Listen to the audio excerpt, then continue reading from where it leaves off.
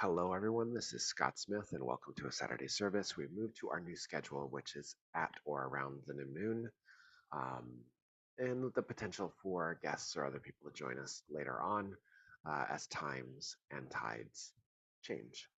Um, in the new schedule of things, it gives me a little bit more time to appreciate and be mindful of some of the patterns that I might see in the 7 days when we do the readings for the Patreon, and in my own meditation practice. Um, I like to feel that part of my service is being mindful of everything that's happening in my world and how I center myself in it. When I give these messages, it is my hope that it turns people towards their own inner light, their own inner mindfulness, their own inner awareness, so that they can also not be so, tugged and pulled and triggered by the events and things in their worlds. Arguably, a lot of my mindfulness comes from Buddhism, but I have a strong background in magic and paganism and occultism and in other spiritual practices. I've been doing this for quite some time, since the 80s, although I wouldn't say I was very mindful in the 80s. But as I grew older, I became and started to apply some of my experiences and knowledge in a more mindful way. This is not exclusive to Buddhism.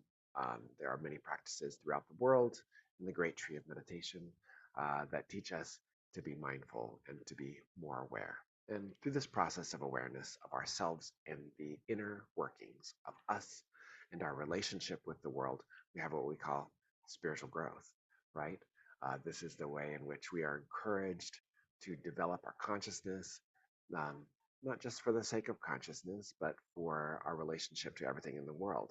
This is the magical part to me, is that, this is an animated world in which we live, and all things in it have beingness, and we are interacting with them and learning to be more conscious, learning to be more magic, learning to be more spiritual.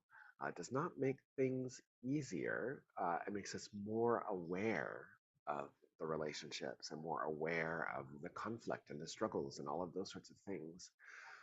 But that should be encouraging, in my opinion, to apply that consciousness as care, as heart, as the energy of compassion, as the energy of um, mindful empathy that brings us into the place of understanding this is what's happening. This is what my place in it and what I can do about it. This is how I feel. This is how I become more aware and be more of that authentic self, that true self in the world and what I'm doing. Because when we're more mindful, when we're more aware of who we are and what we're doing, not caught up within global events or large scale events, we bring it all back to us. We bring our awareness back to us. And we center on this beingness, our lives in which we are living. We have the capacity to make good changes in our lives, in the world around us. And I think that that's where it really matters. Yes, we need to put our voices into the great concerns that we have collectively. But I think if we want to show up individually in that collectivism, um, these moments where we can be mindful of ourselves are the most powerful things. This morning, I was listening to a meditation by Thich Nhat Hanh. I might say I'm a devotee, but I wouldn't classify myself as such because I don't follow a lot. I'm not a member of Plum Village, or you know, um, my practice is integrative. You know, with a lot of teachings from Thich Nhat Hanh, but also Pema Chodron and His Holiness the Dalai Lama, and you know, in Buddhism, Sharon Salzberg and Ram Dass. And, I derive my inspirations from a lot of places. I leave myself open to where my soul leads me. And I write about those things. I integrate those things into my life. So there's a strong mindfulness current in what I do, but not to any particular teacher. Although I do like Thich Nhat Hanh. I like his everyday Buddhism. I like the way that he grounds it into simplicity for us to really understand some of these concepts, which should not be that complicated, right? We're not talking about esoteric things. We're talking about living Buddhism. We're talking about living mindfulness, is really what it's about. It's not a religion. Um, Maybe you could classify it as a spirituality, depending on how you hold it. How you hold it, I mean, in your own heart, how you live it. That's how you hold it. But today was Clouds in the Tea. That was the meditation I was listening to, and this was a collaboration of film and words by Thich Nhat Hanh, the director. I cannot remember his name. Forgive me. I'll include it in the link in the notes. Um, but the part that really stuck out to me in that meditation was noticing the clouds in the sky and the reflection in the waters of the tea, and sipping the tea and being mindful of the tea, of the clouds in the sky when it is not seen, it is in the tea. Sipping the tea, you are the cloud, right? It's that kind of mindfulness exercise. And I think that this is really important. I'm going to transfer this over to a more familiar territory for me, for you, for those who subscribe to my Patreon, especially for my students, um, and those who are enthusiasts of what I do. When I say energy, and when I say energy, I don't necessarily mean woo, although there's nothing wrong with woo. You know, there are great things about woo. This is a level of reality that's different.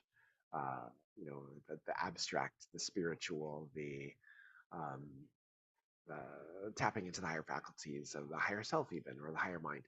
These types of abstract thinking, this abstract thought, or these spiritual thoughts, these are really great in helping us to repattern our lives in different ways, not take things too literally.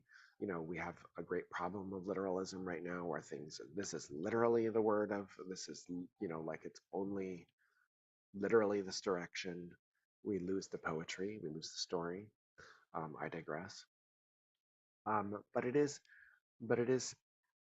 the mindfulness technique is important to us as people who might subscribe to magic, or who might subscribe to energy work and approaching the world in this way. Um, these require mindfulness. You know, um, it's important for us to be mindful in these things. When we start to look at energies, when we start to look at the energy of a week, when we start to look at the energy of a month, when we start to look at our astrology or our cards or any of those things, what I like to say is, yes, look at the symbols, specifically in the tarot and astrology, because these things mean a thing, right? Might not mean precisely and specifically the thing that someone says it does, but they do align with a sort of fixed system of meaning, right? So to understand the world of, say, the Three of Cups, which is the primary card for the Saturday service, today in the sun, right? When I look at those two cards, what I'm looking at is, what are the themes of the meaning of those cards, and how do they then apply energetically? Mindfulness, clouds in the tea, Thich Nhat Hanh, right? So the symbol is the sun, and the symbol is the Three of Cups for the week. The symbol is the sun for the month, the Three of Cups for the week. When we see this, we look at like the broad paint stroke. We look at the color, right? We look at the flavor or the frequency of the energy, not literally what the sun means, but poetically what the sun means. And this then is sort of saying, what's the weather pattern, right? For this new moon to the full and then back. What's the weather pattern that we're looking at there? Well, we'll look at it from the perspective of the sun here. And we'll also look at it each week as I draw a card on the Patreon. This will then give us a little bit of like a little bit of grit from the road to sort of understand it. But when we look at this thing, we can meditate then. We can hold the sun as an image in our mind and say, what is the sun for us now, symbolically? What is the meaning of the sun symbolically beyond space and time, right? What does it mean? Right? And from that derive an energy that we then focus on and ask to see the reflection of in our life. Because this that's happening around us is a reflection of this that's happening within us. When we choose to follow an energy, when we choose to use a sacred symbol, a mantra, we focus on an image of a guru or a deity, you know, or something that means, that represents, that's iconic or archetypal of something. It is an avatar of a kind of energy, like the sun is. The sun is an avatar of energy, right? It represents something, a lot of heart-centered stuff, a lot of innocence and childlike stuff, a lot of joyful stuff, right? It's asking us to meditate on those qualities despite the world so that we resonate and we are attuned with that message within ourselves.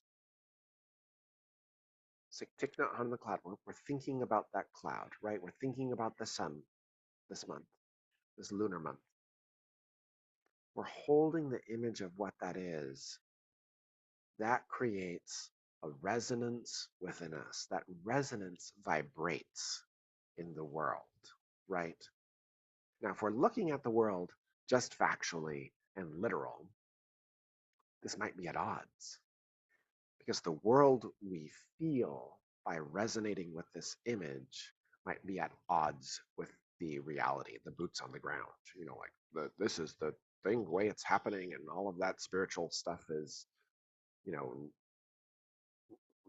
wonderful that you imagine that in your mind, but you need to come back to reality, right? Like that kind of stuff, right? Like it's that reality that they're talking about is something that they have ingrained and resonated with, and that's where they live inside themselves, right? The lesson is not judgment to that person, although I did make a funny face when I did that to prove a point. It is to sort of ground in the sacred image for yourself. The sun. Who's associated with the sun for you? What are the highest qualities of that light of the sun, the spiritual sun? What does light mean for you? Where is joy? How do you return to innocence? How do you find your moment in the sun? Right?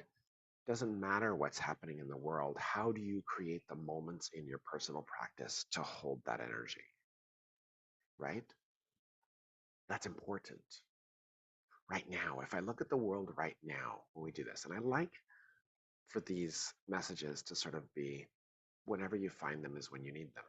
But also, they're recorded at a certain time. So, what's happening in the world right now? A lot of drudgery, a lot of injustice, a lot of loud, angry, fearful, misdirecting, misinformation energy is coming through and getting you to constantly look over there, look over here, look over there, look over here. It's getting you, it's misdirecting you to look at a certain thing and that thing in the way that someone wants to frame it for you so that you not only look to where they are telling you, look to where they are pointing, but look at it in the way in which they are telling you to look at it. This is not spiritual. This is not even freedom.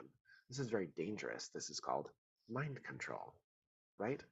Because they are taking a concept, the cloud in the sky, and they're saying, look at it in this way, see it this way, drink the tea in the way that we want you to see it, right? And so, therefore, you take that concept and you ingest it.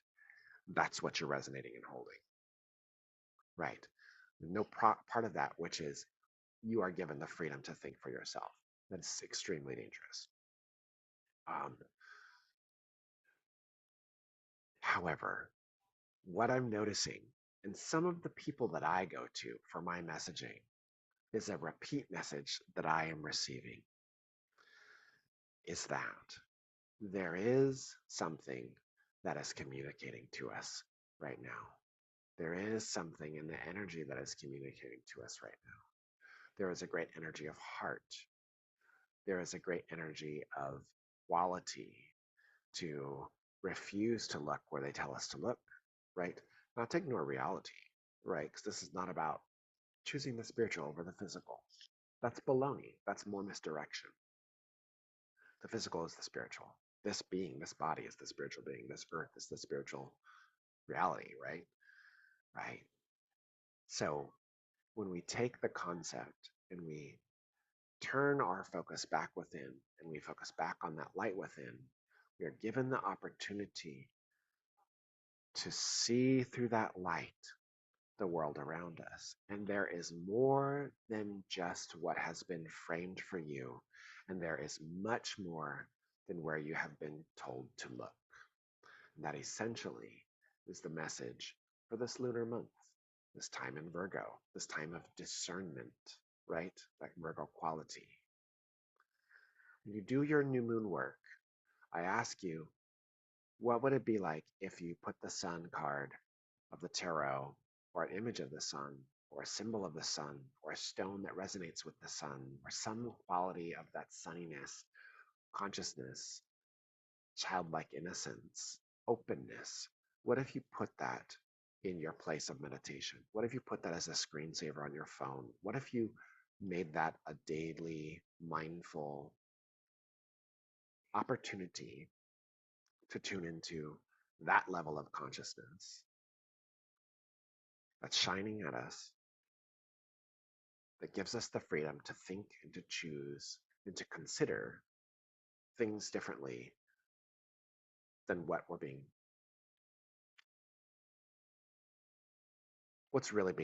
the barrage, right? What would that really look like, right? Because I think that there is, there is a coterie, there is a group, there is a club, there is a stream of consciousness, there is a current which is trying to connect to us at a crown level, which is trying to connect to us at a brow level, which is trying to connect with us at a heart and throat level and a body level to say, consider this instead. I've been getting that message for months. I'm seeing it emerge in the world.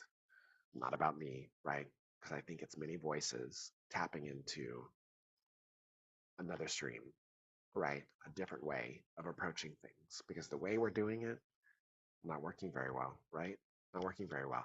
So how do we individually tune into that? So this lunar month, this time of Virgo, I ask for you, consider the sun. Do meditations on the sun card. Don't know how to meditate? Ask, right? Find out. Find out. Meditation is not doing it in a way in which you're going towards the point of which someone wants you to see a thing, right? Maybe in some traditions, because there are certain kind of esoteric or magical traditions, and meditating on a thing will lead you to a certain point of realization, and that's good, right? That's a good thing. That's not the ask. The ask is, how do you be open to this sunny energy, this consciousness energy, this energy that says, stop looking where they tell you. Start feeling this moment and looking around you. See where this shine is moving out of you and into the world. How do you catch the light of that reflection?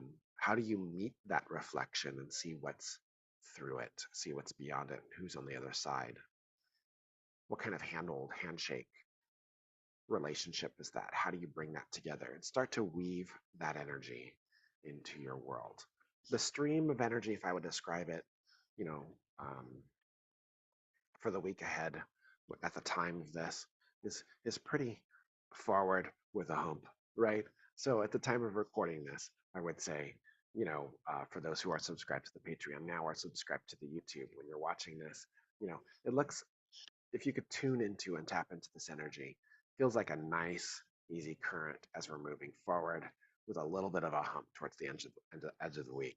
And that looks like the sickle to me. So there's a reap or a harvest there. There's something that we can glean from this when we're in that place of spiritual flow, right? We can tap into what some people might call purpose, right? We tap into purpose by really going back to what really brings us a sense of happiness in our doing or fulfilling something in our lives. So when we tap into that energy, like, it's not like people say purpose, like, it's like you live your passion, kind of thing. Like we're all supposed to have some sort of special calling, right? Maybe, but really it's, where is the joy in the mindfulness of this moment in the thing that you're doing?